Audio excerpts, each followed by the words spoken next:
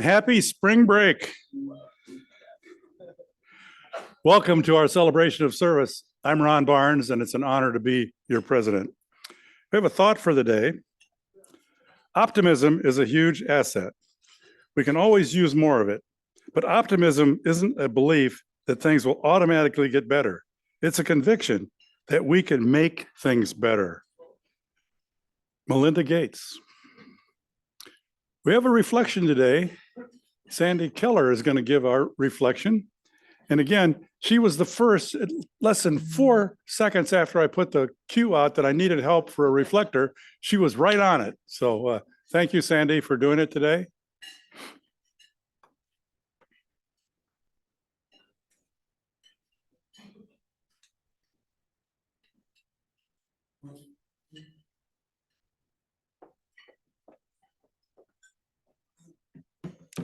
Good afternoon. You know, when I saw the offer to give a reflection today, I thought about all the things that are going on around the world and how it's been affecting me personally and how it's been affecting the women who are coming into our doors at my sister's closet, the refugees, the women in general, and all the things that they are facing. Currently at my sister's closet, we have 3 women who are facing adversity to their jobs. One was recently let go after working more than 25 years because she got sick. Another was let go recently because she was pregnant. She was a little bit too pregnant, even though she had never missed a day and substituted for several other people. Another woman came to us and said that she has been hiring other people on the job. She's the only woman in where they work. And yet these men keep getting promoted to higher pay than what she gets. She trains them. She doesn't get overtime. She's always being asked to work extra hours, and she doesn't get vacation pay. And guess what? She got sick and was recently fired.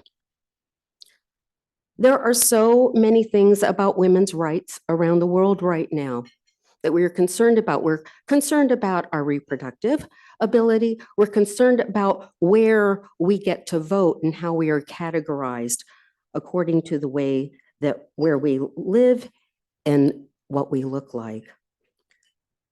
Women's rights are so important. Many, many years ago, there were suffragettes. They marched, they walked, they wore white, they wore their hats. And guess what? They rode their bicycles to get the word out to other women so that they would rise up and assert themselves so that they would all have the right to vote. And as it turned out, in every country, these women rose up and asserted themselves. And eventually, in many, many countries, they got the right to vote. These women are so important because they were the ground layers for several of our rights today.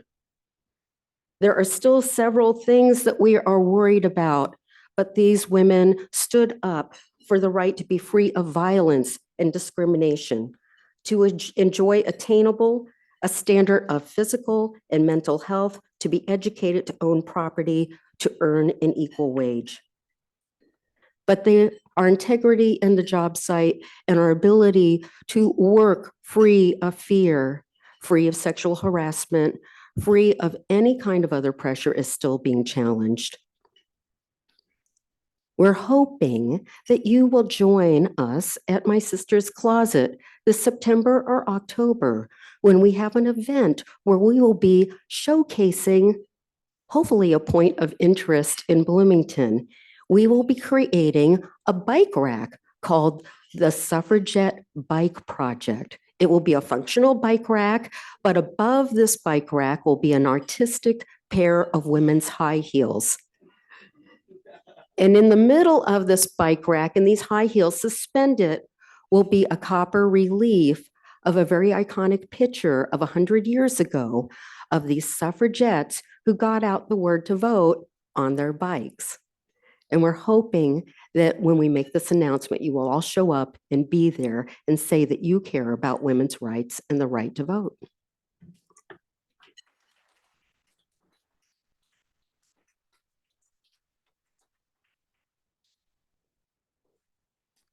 Perfect timing for that, Sandy, because this is Women's History Month. So thank you. And to introduce our guest, Steve Wicks.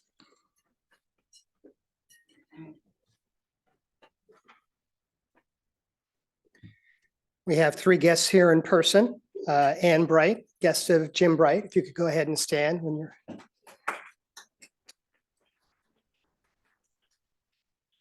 And then we have Annie Hawk joining us here from the Brown County Rotary. And then former Rotarian Vaughn Welch is here today. Joy, do we have any guests online?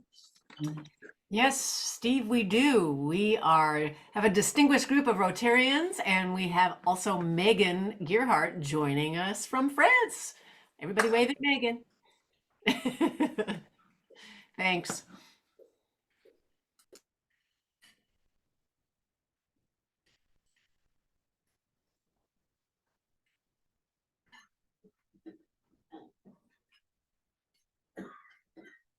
Well, we lost your audio. It must be sunspots or something today. I know that Tyler's been struggling with some technology issues. So if there are other guests, when we link back up, you can let us know. We have some birthdays to celebrate. And oh, by the way, I see Charlotte's online, and Charlotte's a tough lady. She had a fall a week ago and was hospitalized, and we wish her the best. Hope to see her back soon. So Charlotte, we love you and we miss you being here, but we're glad you're with us. We have some Rotary birthdays. Rex Hillary celebrated his, or will celebrate tomorrow. And Hannah Hirsch will celebrate hers on the 17th. And Scott Shackelford will celebrate his on the 16th. So happy birthday, all of you. We do have some Rotary anniversaries to celebrate too. Jim Capshaw, 6 years. And Sandy Keller, 5 years, and 2 somewhere else. So 7 years total. So thank you. And I want to also talk about the fact that Glenn Steenberger has rejoined our club. Glenn's here, and welcome, Glenn, to have you back. He has asked the Scouts to become organizational members, and joining him are Amalia Schifris. Amalia, there you go. Thank you. Welcome. And Colton Kaywood. Thank you for being here. Glad to have Scouts back in our organization, Glenn, and welcome. District Conference is the 20th of April, and if you haven't signed up yet, we'd love to have you sign up and be there and represent our club at this great event.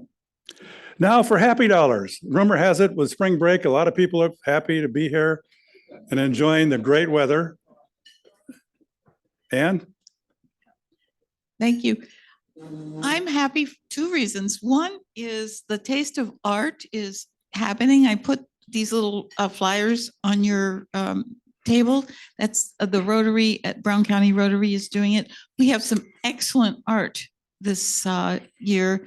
We have both a silent auction and a live auction.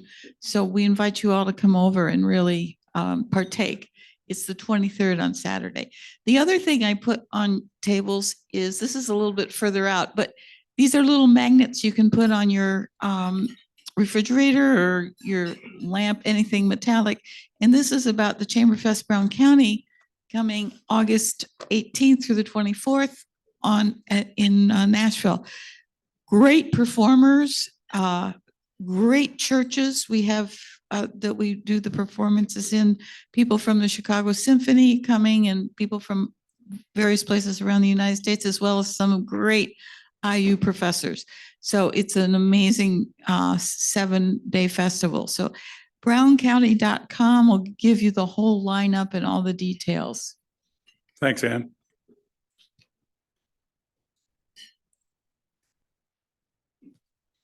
I am happy because I am leaving this calm little town tomorrow morning for a few days of baseball in Arizona. It doesn't get better than that.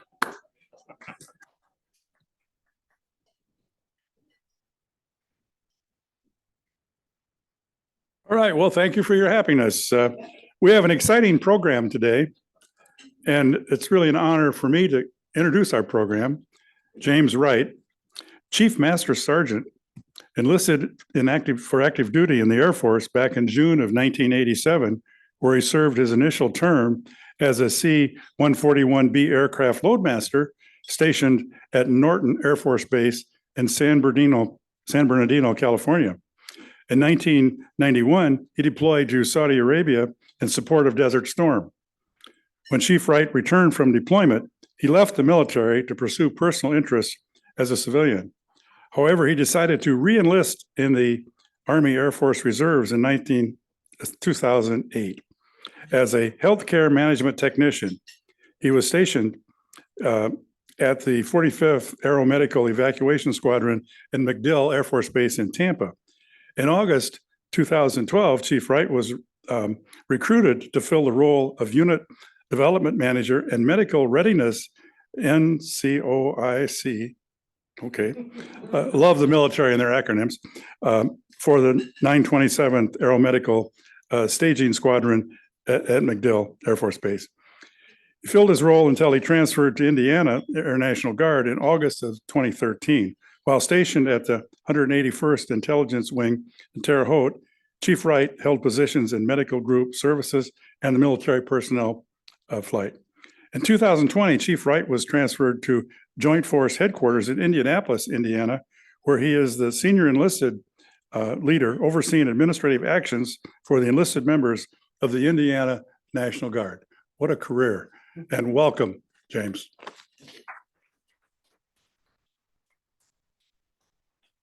Thank you, everybody. I appreciate you letting me speak today. I'm here to let you know about a program that has been going on for, I guess, 25, 30 years, called Innovative Readiness Training. Has anyone heard of IRT before? A few people.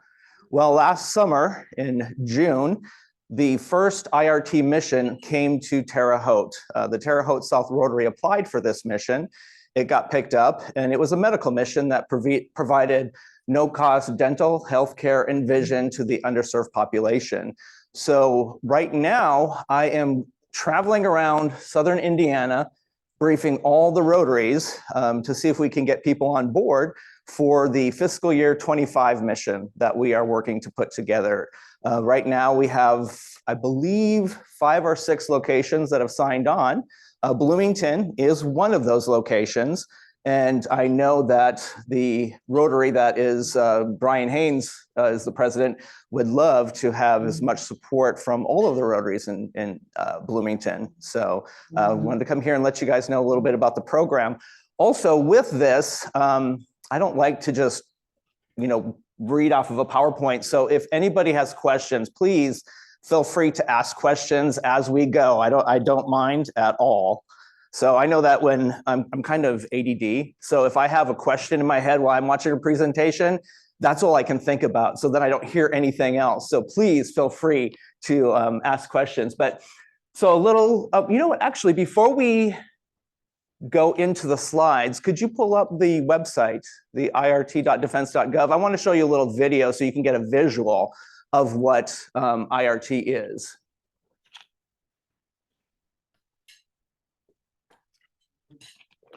And if you could play that first one. Yeah, try that one. Strength starts at home. Home is where we live and work, where we grow, and where our loved ones welcome us home after deployments. Home is where we rest and restore. It's where we heal, and where soldiers, sailors, airmen, and Marines train to serve the United States. And when we train at home, we support the communities that support us. The Innovative Readiness Training Program helps keep our military personnel grounded and prepared for anything. IRT pairs community needs with military training requirements to deliver value to American communities and service members alike. This training is not typical. This training happens in real-world, austere environments, and it's hands-on. This training provides enduring benefits to our American communities because our strength starts right here at home. Thank you. I'm going to give you a warning right now. I tend to get emotional when I talk about this program because it's pretty near and dear to my heart. So I apologize right now. If you could go back to the PowerPoint.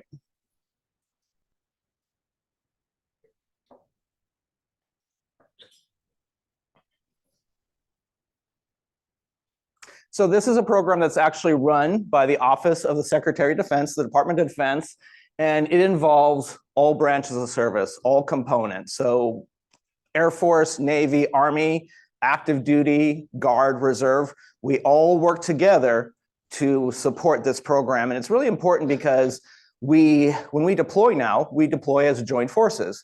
We have to learn to work together because we all speak different languages in the military. You know that we have all these acronyms. Well, each branch have their own acronyms and we don't understand each other. I work in an Army office at Joint Force Headquarters, and I don't even know what they're saying half the time. I just kind of nod, yeah. But it's important because it's an opportunity for us to work together and learn how to work together and fight the force together. But yeah, if you could go to the next slide, please. So there's many different types of missions. So you can see the medical mission, that's no cost medical, dental, and vision. And that was one of the missions that came to Terre Haute last summer. They have transportation missions, construction missions, civil engineering. I actually went to visit one of the locations in Oklahoma for the Cherokee Nation. The Air Force was building 21 homes for homeless Cherokee Nation veterans.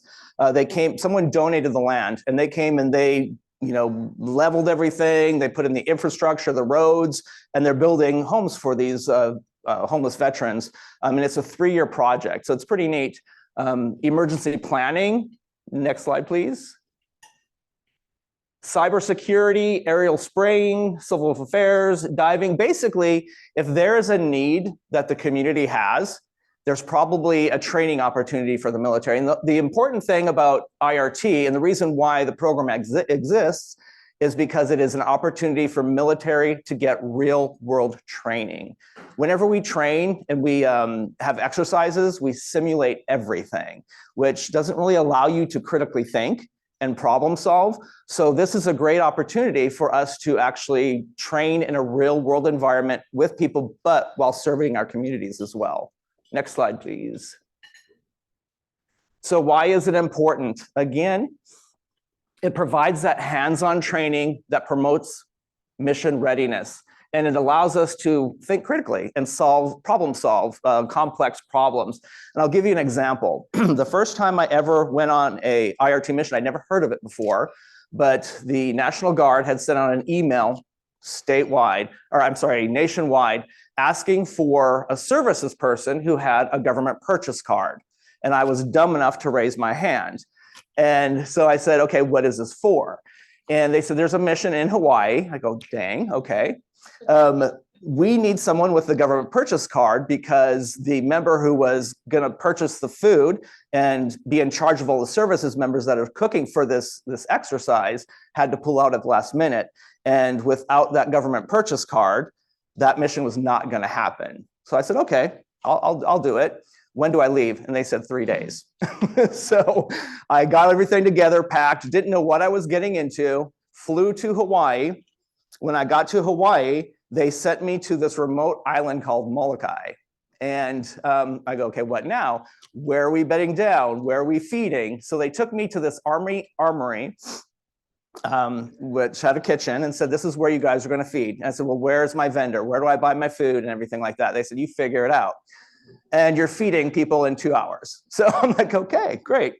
So I made contact and got my vendor set up and everything. But then I went to the kitchen and it was rusted over. That thing had not been cooked in probably 10 years. And I'm like, did anyone go on a site visit? Did anyone not realize that this is not? So I had to, on this remote island, I'd never been before. I didn't know anybody on this island. I had to figure out where I was going to cook. And, and I had like hours just to do it. So I did. I scoured the area. I found it. I made it work. But that's what's so important about this mission and giving that valuable training opportunities for our military, because we have to critically think, we have to make the mission work no matter what. So it's really, and the IRT leadership, they know the answers to these problems, but they purposely do not tell us so that we can figure it out, because that's the point of it, really. Again, real versus simulated tasks. All the exercises, or most of the exercises I've ever been a part of, we've simulated everything because we don't want to dig into our war reserve material. So it's fake this or a sign that says I would do this. So this is a great opportunity for us to actually, again, critically think, work with people, problem solve. And these are actually pictures from the IRT mission. You can see Rotary right there, Terre Haute South Rotary, but this was the mission in June. This was really cool. We partnered with the police department and I believe the fire department as well. There's this training, it's a new training that the military has called TCCC, Tactical Combat Casualty Care. And it's all about, you know, self-aid buddy care and putting on tourniquets, but while you're in a combat environment with bullets flying, bombs going off, smoke. So we partnered with the police department and the fire department to actually have that training real world. It was really neat. And we also find out that it really improves job satisfaction and esprit de corps in the military. I don't know if you all know this, but the military has a recruiting and retention problem. And this mission really gets a chance to engage military members. They get to do something where they're out with the community and making a huge difference. And I find that it's a really good opportunity to engage your Rotaries too. We had several Rotary members or Rotarians in Terre Haute that hadn't really been active for a while. And this kind of got them going again. So it's a great opportunity to engage, and actually with your Rotary shirts on while you're volunteering for this mission, you're going to be very visible to the public as well. So it's a great opportunity for you all to get involved. Next slide, please. So our mission was June 6th to 16th of this past year at the Terre Haute Boys and Girls Club. And we saw just under 2,000 patients. We did about 7,700 procedures at a market value of $564,000 to the community at no cost to the community whatsoever. Now there was the Terre Haute South Rotary raised about, or got grants for $12,500 to help pay for medical supplies and things like that. But we had about 130 military members from across the globe. Some came from England, some came from Alaska, all over the United States, all came into Terre Haute to provide these services. And what was really neat, we had a civilian organization called RAM, Rural Area Medical. They brought a big semi-trailer in that was a laboratory, and they made glasses for people. So we had our eye docs. They were, doing the exams and giving the prescriptions. We'd send it out to the lab, and within 30 minutes, they'd be coming back with the glasses for people. So it was really, really nice. It was a great value to the community. One thing that we did realize, my biggest fear when we did this mission, because I've been on 2 other IRT missions before as a military member. This one, I was a liaison between the military and the Rotary, but in my previous missions, I was just a military member doing the mission. And these were well-established missions. So the community knew what it was. And from the moment we opened doors, there was a line for people waiting for services. And we would book the entire day within the first hour. So my biggest fear, since it had never been to Terre Haute before, was that no one was going to show up. I was a nervous wreck for those that week leading up to, as we started getting all the military people and stuff that were coming into town. And sure enough, we opened doors and it was crickets. Nobody was showing up. And the officer in charge, she was losing it. I was in command and control. I was losing it. I'm like, okay, we got to go out and get some people in here. So we learned a big lesson, basically. People didn't know what we were all about. And they didn't trust us. They see all these military people coming in and swarming the area. They didn't know what was going on. They thought it was a recruiting event or something. So we went out to the soup kitchens and all these different places and just to spread the word. And I remember I was walking in as some military members were walking out. So we were really inundating people.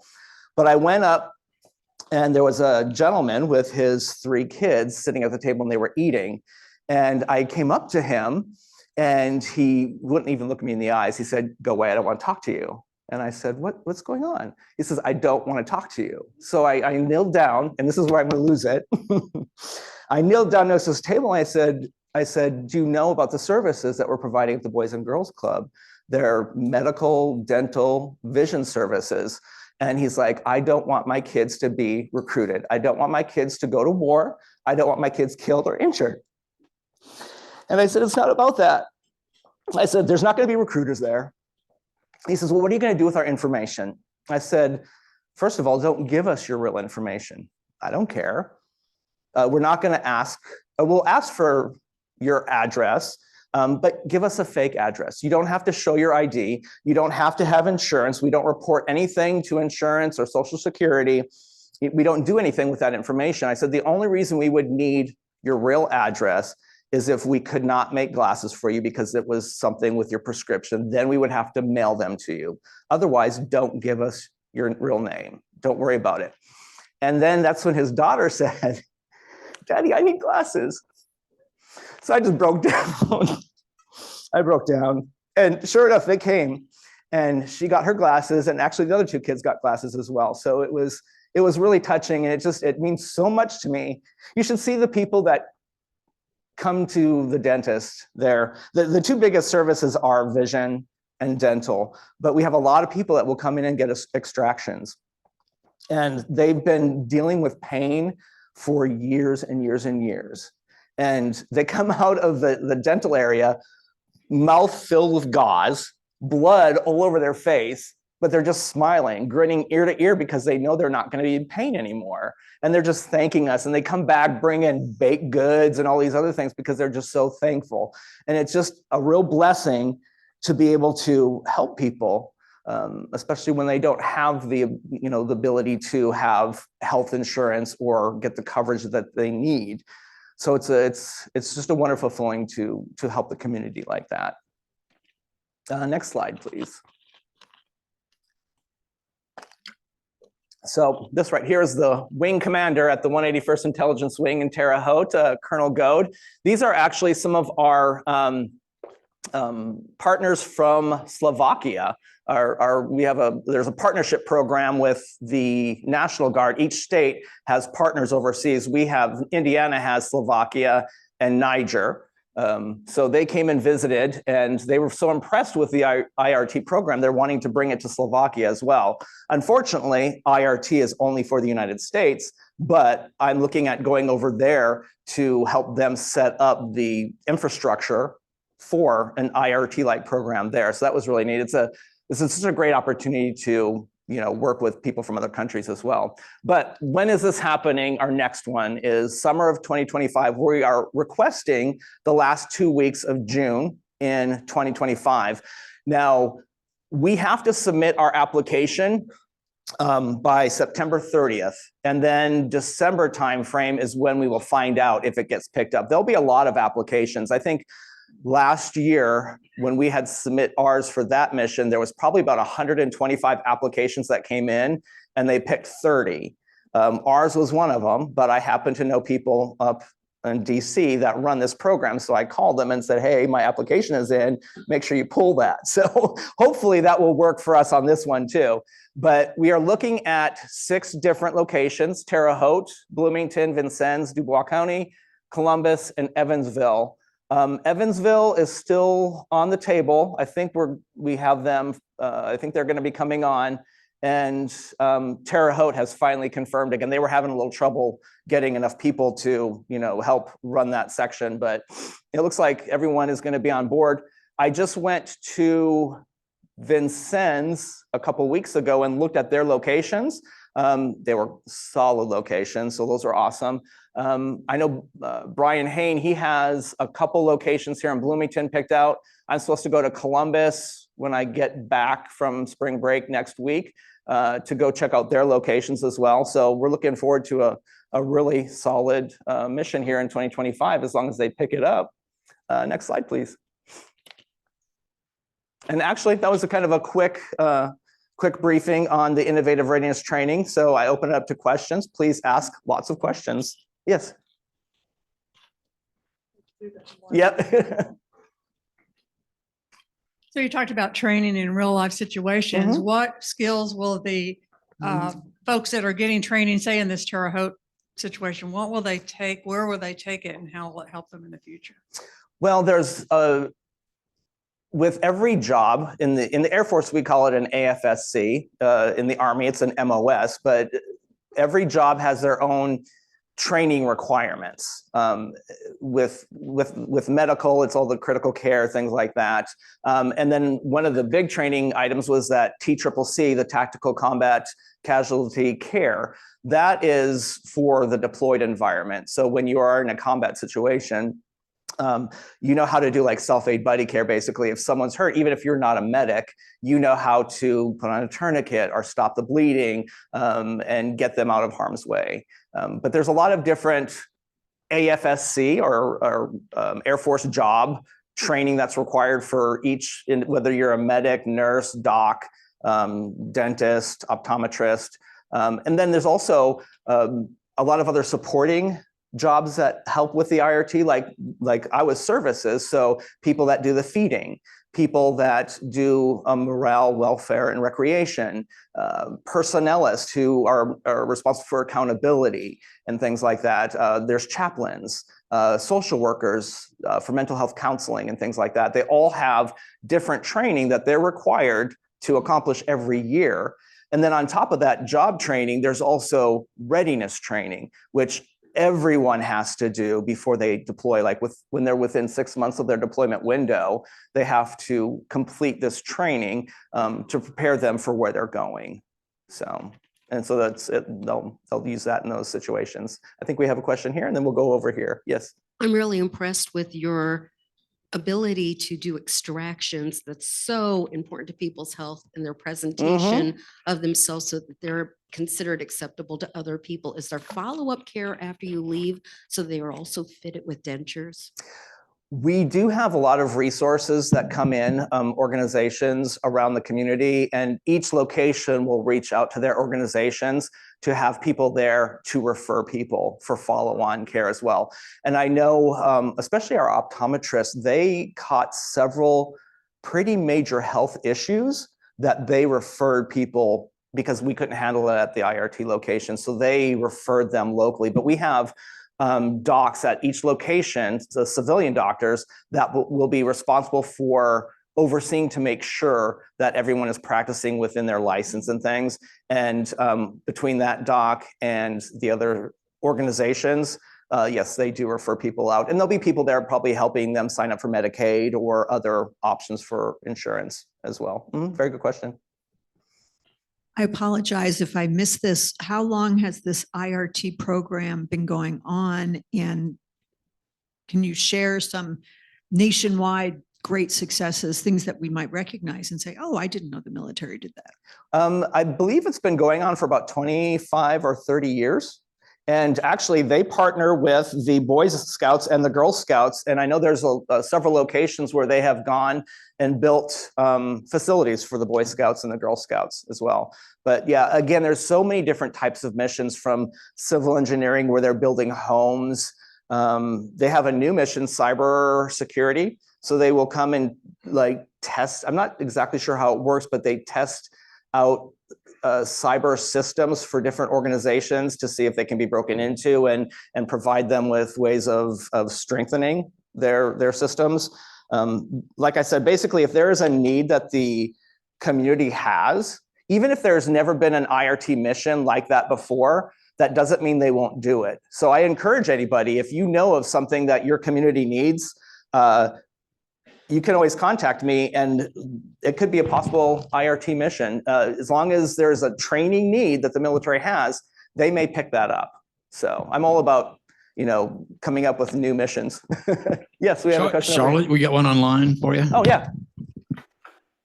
Charlotte, You're muted, Charlie. Charlie, you have to unmute.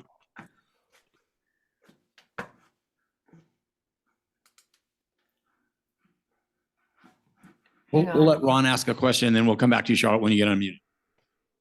James, what's the role of Rotary? I know you were in Terre Haute Rotary Club when Terre Haute had theirs, and what kind of expectations you have for our club and obviously Bloomington North, who's already committed? So Rotary is the community partner. In order for a IRT mission to come to a community, a nonprofit organization has to apply for that. So when I first joined Rotary in Terre Haute, they asked me to do a presentation. And I had no idea what to present on, but I had just come back from an IRT mission. So I said, hey, I'll do that. So I briefed the mission and they asked, hey, is that something that we could do here? I said, I don't know, let's try it and see. So I worked with them and they were the community partner. We put the application in and then it got accepted. Now, the community partner is responsible for purchasing a lot of the materials and providing volunteers to assist with the mission. The military will come in with all the heavy equipment and all the professionals. Now, during these missions, you cannot mix military providers with civilian providers because it's covered under the federal government's umbrella as far as liability. So you can't mix civilian and military providers. So it'll just be military providers. But we do have physicians and nurses and mental health professionals that will come and provide referrals and things like that. So there'll be certain things that the military will ask the community partner to purchase. And a lot of it is like medical supplies and disposable things like that. So the Terre Haute South Rotary, we got 2 grants, one from Duke Energy and one from the Wabash Valley Community Foundation. So it was a total of $12,500. That's not like a hard number. I've talked to a lot of other communities that have had IRT there several times, and they will usually raise about $5,000 to $10,000 per mission. We wanted to go a little above and beyond. So we'll be asking each location to plan on grants or raising money of about $10,000. Yep. Charlotte, you're open now. Yes, thank you. First of all, thank you. This is a wonderful presentation. Thank you. Really good to know about this sort of thing and that the armed services continue to serve this country. Because I've been listening to the news and it sounds as if some of the people in this country are not supporting the work the armed services should be doing. So I think this is particularly good today when on the news, everybody, so many, I'm sorry to be political, but I just listening to the news and hearing people turn down our assistance for other people. So I appreciate you. Thank you. Thank you. I appreciate that. So you're going from what could be described as maybe a pilot program in Terre Haute to expanding to 6 communities, all in Southern Indiana. Is that correct? Yeah. That's your hope. Yeah. And typically, when there's an IRT mission, there's usually multiple locations. Okay. For the Terre Haute mission, we didn't know what to expect. So we decided to go small and then just do 1 location. But it was so successful that I wanted to get a couple different locations. So I started, making appointments to go and brief Rotaries. And every time I brief, they want to jump on board. So I kind of had to cut it off because I'm afraid if we have too many locations, they won't pick it up. Because there's limited equipment and there's always IRT missions going on and they have to share the equipment between the different locations. So if I stretch them too thin, there's a chance that it may not get picked up. So, Okay. But yeah, typically there's multiple locations. And in Terre Haute, it was 10 days long. Is that correct? I think we actually only had 7 days of practice of actually seeing patients. You'll have about 2 days before it starts, what they call an advon team will come out of military people to start getting things set up and getting things ready. And then you'll just start getting a bunch of military people coming into the area. And so with these missions, besides the financial support that the Rotary will provide, they also have to find and arrange for the location. So you'll need a mission location. You'll need a bed down location for all the military to bed down. Typically, it could be in a school, in a church, in an armory, and they bed down on cots. And then a field feeding location where there's like a commercial kitchen and a feeding area. So those are the 3 different types of facilities that you will need to provide. Some facilities are so big, we do all 3 in the same facility. I've seen that as well. So, And my final question, to echo what Charlotte said, it is an amazing federal local partnership that the Defense Department, the military, is providing. Do you have any idea what the total price tag was, say, for Terre Haute? as far as services provided? Correct. Yeah, it was, Taxpayer dollars, Defense Department. Yeah, it was over, as far as what was spent on it, that's hard to tell because all of the travel and the days are paid by unit training funds. And so for the Guard and Reserve, you're required your annual training every year, which is 2 weeks.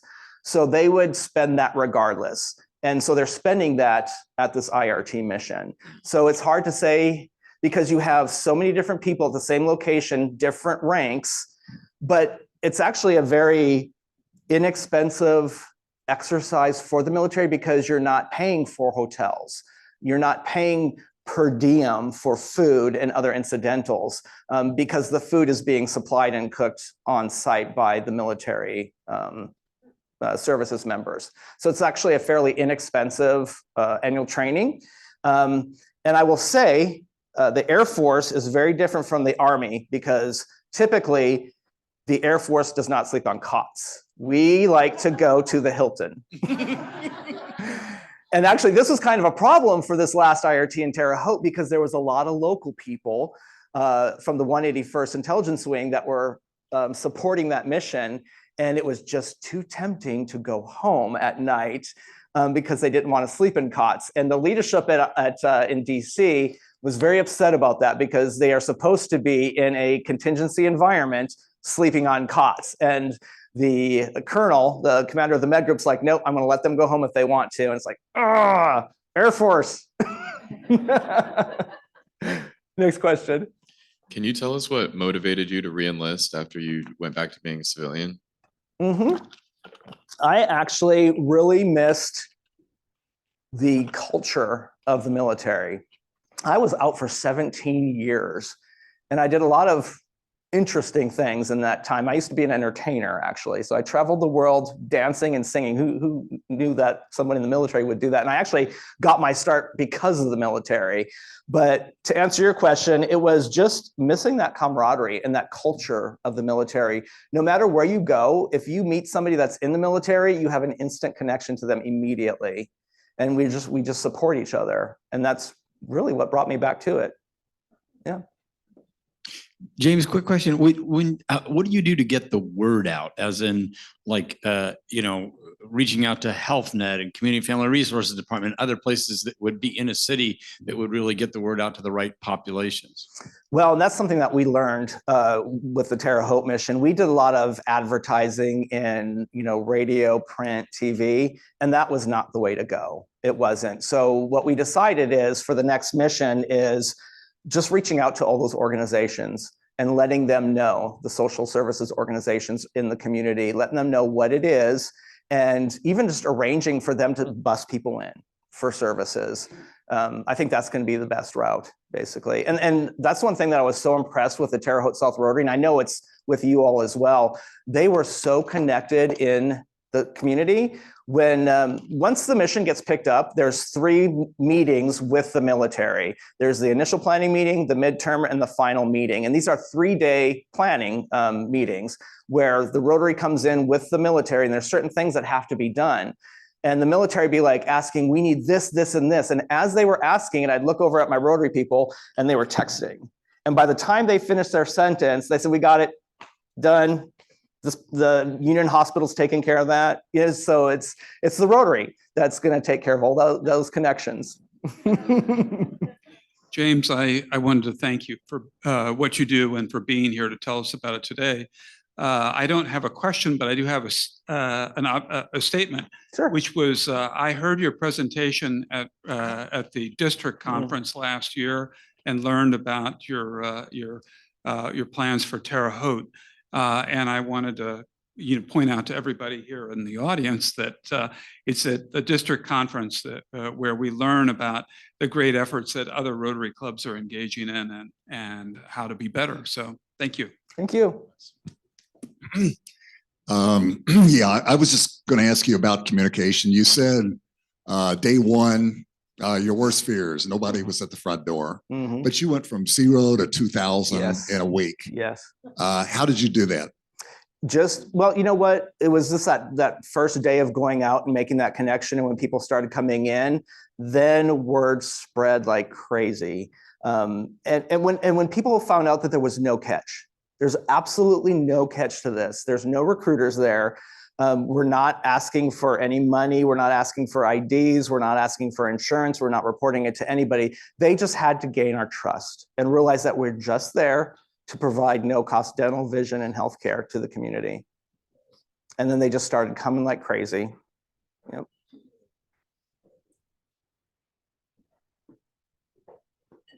Anybody else? Any other questions online? Yeah, we do. How is it decided what type of project is appropriate in area? Do people send in like grant applications to get the project? And, Yes. And how does the word get out about that besides at a Rotary District conference? The word I'm starting to get calls from different people now because word does start to spread like crazy. So I start getting calls for different. Matter of fact, I got a call from Washington State. They heard about it and want me to help them with a medical mission there. There was one in Colorado, I believe, that called me as well. But the word is just starting to get out, and it can be a lengthy and complicated process to apply for this. You go on irt.defense.gov, and you create an account, and that's what I'll be doing with Brian when I get back from Brian Hain when I get back from New Orleans. We're going to start the application process, but it's like filing for a grant. There's a lot of information that you have to go through and provide, especially when there's multiple locations. There's going to be a lot of information that we have to put in there, but I will walk him through that step by step. But if anybody wants to learn about this from another area, they can go to irt.defense.gov. That's where we went to look at that video, and they have a lot of different information. And it's as far as what type of mission, it's what the community asks for. So if you're a 501c3 organization, you can apply for a Rotary mission, or I'm sorry, an IRT mission. And it's basically just depending on what the need is in the community. And if that need meets military training requirements, then they'll pick up that mission. I want to thank you for what you're doing because it really does sound amazing. Thank you. It just sounds over the top. And I really congratulate you. I'm curious, all of the different communities that you showed in the video or on the screen, when will they actually be ready to open? And which one will be next? Will it be Bloomington? It'll be all of them at the same time. Oh, and when is that? So we're asking for the last 2 weeks in June of 2025. So it's a 2-year process. It's about a year to actually apply for the program because there's a lot of things that have to happen prior to you even submitting the application. And that's what we're working on right now. And then once the mission gets picked up, it's another 6 or more months before there's boots on the ground. And that's the time frame when the lead wings, military members, come in and have those meetings with the community partner, the initial, midterm, and the final planning meetings. But again, those are 3-day meetings that we have with the military. They're 8 hours a day, and we're just knocking things out. There's a lot of things that have to happen in order to make this go off. But it's very organized. The military know exactly how to organize these meetings and make everything happen. So it was funny because the Terre Haute South Rotary, they had no idea that because we'd been working on this for a long time, and they really didn't have an idea of what scale this was going to be on. So when it finally got picked up and we had our first meeting, that 3-day meeting, they're like, oh, okay, now I'm starting to get what this is. Yeah, because it was so organized, and they just, started to realize all the things that have to happen to pull this off. So as far as the application goes, is it something that the three Rotary clubs of Bloomington would come together and do collectively or individually, or how would that work? No, it's just going to be one application. Brian Hain and myself will put that together. We're using someone's Rotary's 501c3 to apply for the mission, and all of the locations will be under the one application. But each location will have their team, their planning team of about 4 people that are taking care of everything that needs to happen at their location. And then one of those members on each one of those teams will be on my, what I call command and control team. So we got together, we had our first meeting probably a month or so ago. We all met up in Terre Haute and we looked at all the locations that we used in Terre Haute for mission, feeding, and bed down. So they would get an idea of what it was they were looking for. So now they are just all searching for their locations. Once they find those, I go and I look at them to let them know, yes, this will be acceptable, or no, it won't be. And I let them know of all the other things that they have to accomplish so that I can get the information I need to put into that application. But yeah. Yep.